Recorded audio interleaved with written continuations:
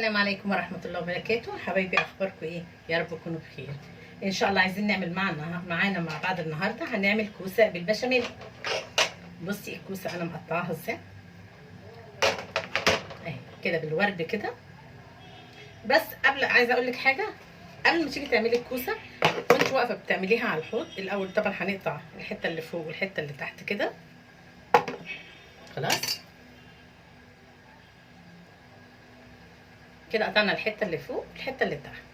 وانت واقفه على الحوض فاتحه الحنفيه، معاكي شوكه زي دي، تعمليها كده تجرحيها كده وانت بتغسلي، لان ممكن بيبقى فيه رمله بتاعتها، فتبقى كده بصي تغسليها تبقى كده نضيفه وجميله حلوه قوي. هنروح ماسكينها مقطعينها كده برضه زي ما انا مقطعاها. بس كده. عندنا ايه بقى؟ عندنا هنا عامله بشاميل خفيف مش تقيل. عندي الكوسه، عندي عصاج والملح والفلفل، وهيبقى فوق الوش موتزاريلا او جبنه تركي. عندي هنا فصين ثوم خلاص، وحبه زيت او حته سمنه صغيره اللي يريحك. هنقلبها لغايه ما لونها يبدا يصفر، وهننزل بيها على الكوسه على طول. نجيب الكوسه وننزل بيها ونقلب. بسم الله الرحمن الرحيم. يا مسهل يا رب. بسم الله الرحمن الرحيم. ما تخليش التومه تحمر، لا مجرد بس يبدا لونها يتغير. هنفضل نقلب لغايه لما هنلاقي الكوسه نزلت ميتها. بصي خلاص خدت لون الزيت ونزلت ميتها. خلاص. بسم الله الرحمن الرحيم. نحط ملح والفلفل، نديها تقليبه كده.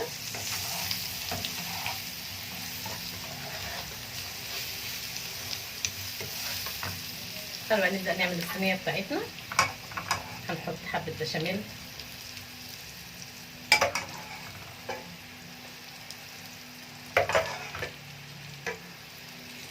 بس كده حبه كده. ونبدا هنحط الكوسه، وهنحط المفروم خلاص، وطبقه بشاميل تانية، وهندخلها الفرن. وطبقه طبعا اللي هنحط الموتزاريلا او التركي اللي انت عايزاه. بسم الله الرحمن الرحيم. حاولي كده ايه نرصها.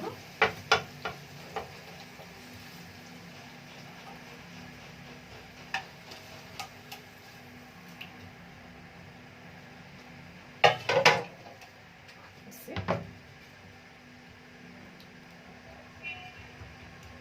خلاص.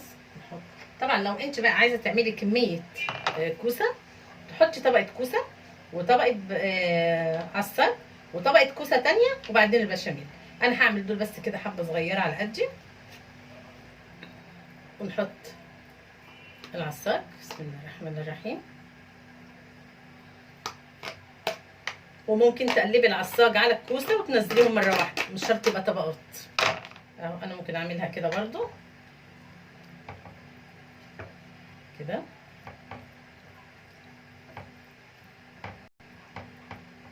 اهي فردتها في الصينيه.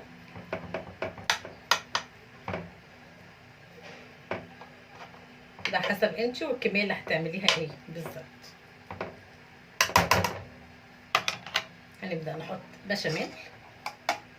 بسم الله الرحمن الرحيم.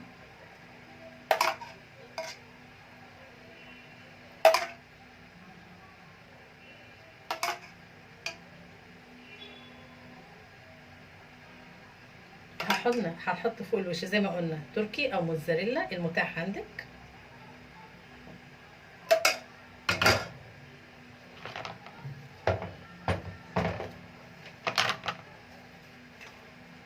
كده. طبعا الكوسه مش بتاخد وقت طويل في السوا، وبعدين احنا سايبينها على النار بقالنا فتره، فهتلاقيها تستوي معاكي حاجات بسيطه قوي.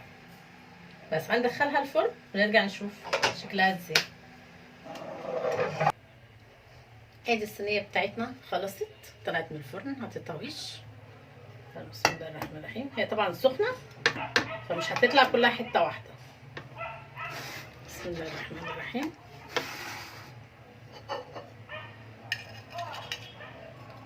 بصي الكوسه مستويه، وطبعا العصاج كده كده مستوي، فما تاخرهاش في الفرن قوي. عايزه تختبريها، انا عملت ازاي، جبت الشوكه وعملتها في الكوسه كده لقيتها استوت خلاص. وان شاء الله طريقه تعجبك جدا وحلوه وجميله وخفيفه، وبالف هنا وشفا. اشوفكم ان شاء الله في فيديو تاني.